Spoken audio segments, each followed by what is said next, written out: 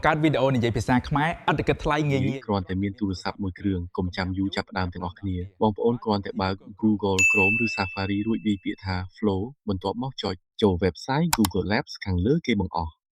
ចុចលើពាក្យ Create with Flow ហើយ Login ជាមួយ Gmail ជាការស្រេចជាធម្មតា Google Free ឲ្យយើងពី50ទៅ150 credit រាល់ថ្ងៃតែម្ដងឥឡូវចុច New Project រួចចុចសញ្ញាបូកខាងក្រោមជ្រើសយកពាក្យ Image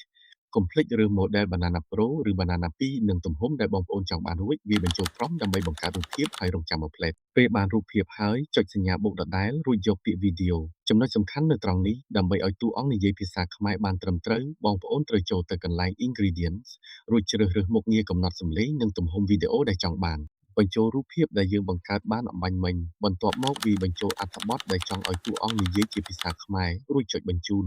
បងប្អូននឹងបានវីដេអូ AI និយាយខ្មែរយ៉ាងលយបង្កើតវីដេអូនិយាយភាសាខ្មែរឥតគិតថ្លៃងាយៗគ្រាន់តែមានទូរស័ព្ទមួយគ្រឿងកុំចាំយូរចាប់ផ្ដើមទាំងអស់គ្នាបើកម្មវិធី Google Chrome ចុះបើបងប្អូនចង់ដាក់រូបភាពខ្លួនឯងឬចង់បានរូបភាពស្អាតៗនិងសកម្មភាពប្លែកៗជាងនេះបើចង់ចេះកុំភ្លេច comment នៅខាងក្រោម